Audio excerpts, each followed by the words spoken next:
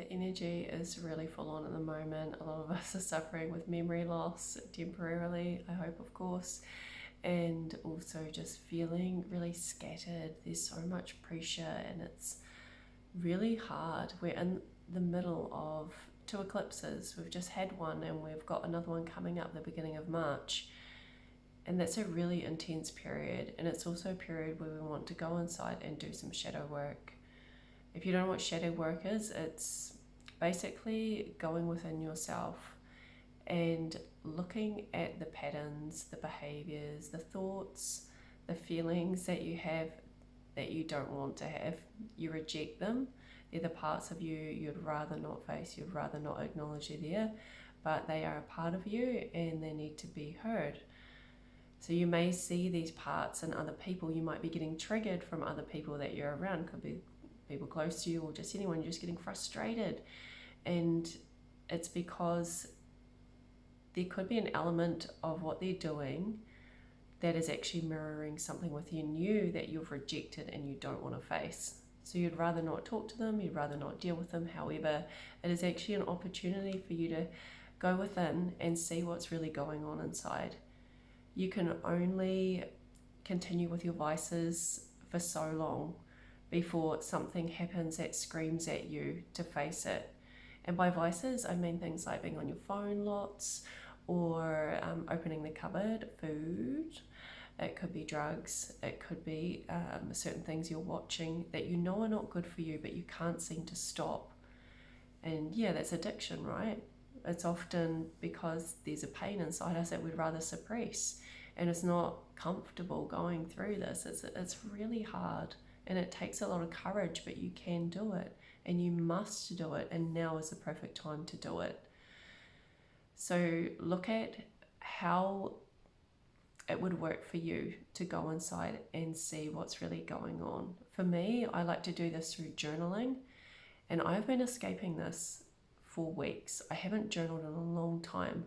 I feel like I only journal when I have to, when I really am at the point where everything's got too much and I can no longer run away from it. I can no longer participate in actions and choices that are actually harming me.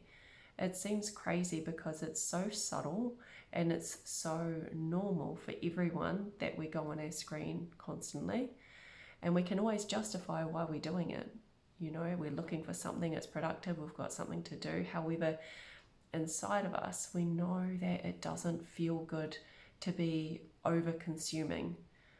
And I'm not just talking about screen, I'm talking about food, I'm talking about drugs, I'm talking about specific things you've watched where you're just distracted from your reality and you have to do this thing. So please recognize that you probably do have an issue, and it's okay. There's no shame in that. It's totally normal. But we can't continue on that way, because this unease that we keep wrestling with is going to turn into dis-ease. And we don't need that in our lives. We don't need those major wake-up calls to tell us to look inside. We can take the messages now, the guidance now that is saying, please hear me. I need to be heard. I need to be felt. I need to be released and processed. Now, when you're doing this, it is my advice that you do this in a real collaborative way, and collaborative in a way that is using all of your bodies, your mental, your physical, your emotional, and your spiritual, because oftentimes we're in the mental. We're trying to reason and use our logic to solve problems, and it ends up being a huge amount of work for our mental body. And we get frustrated. We're like, oh, why am I thinking these thoughts? This is so annoying. It's not doing me any good, but I can't stop. And it's just because the load is too high on your brain. You need to share the load with the rest of your bodies, and that is the nature of us. Our entire being is that we are built of the physical, the mental, emotional, and spiritual. So when you're doing this process, for example, so I needed to write. And what I've shared with you, what am I running away with? This is exactly what I use as my journal prompt, because I knew that there's this discomfort, and I would have much rather have grabbed my phone and worked on things that I'm needing to do, which is an endless list. there's a never-ending amount of things that I can research that is I consider to be of quality, but isn't doing me any good. It's not healthy for me to be doing all the time.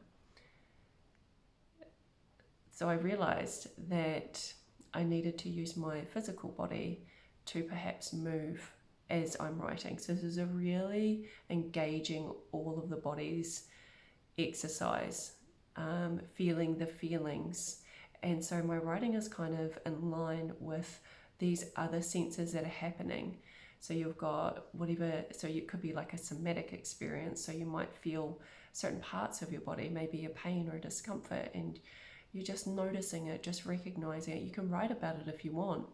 And writing might not be your thing. This may just be just being present with this whole part of yourself, and that's enough. Whatever works for you. Writing is my thing, so I like to do it. And then there's also the emotions. What emotions am I feeling? Oh, I feel this sadness in my heart. So therefore you're bringing the awareness into this heart space associated with the emotion.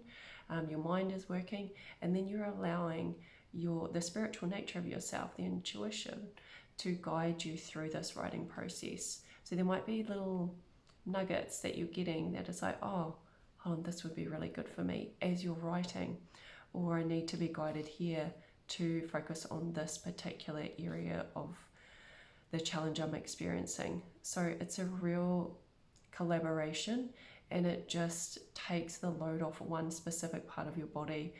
You can think of our being as, a team, and we need to utilize all areas of our team to work efficiently and to get to the bottom of our problems, really. And we don't have to make it about getting to the bottom. We can do this in a detached way. It's really just allowing presence with all parts of yourself, so it can kind of just settle down. It can be heard, it can be felt, and it can be transmuted into awareness, into knowledge. This is actually a gift. So if you're experiencing these challenges, it is a gift, because it's showing you what's lying under the surface that you may not be consciously aware of. And the conscious is your brain, is telling you all these things, whereas you need the other parts of your body to be able to decipher what's really going on underneath it. So I hope that you're able to give yourself some space. You don't need a lot of time to go through this process in whichever way feels right for you. Be brave. You don't need to run from these feelings anymore. They are actually giving you huge amounts of value in your healing and your transformation, and it's just going to be amazing for you to be able to let go of some stuff and just feel some release, and not need to rely on these other vices that you've been using to cope, because it is really intense, and it's you need something. I get it. I get why we reach for these things, but they're harming us. And so this is a way, and you can do this as many times as you need. Make time for it. Do it when you feel you need. Listen to yourself and go with it. Okay, wishing you all the best.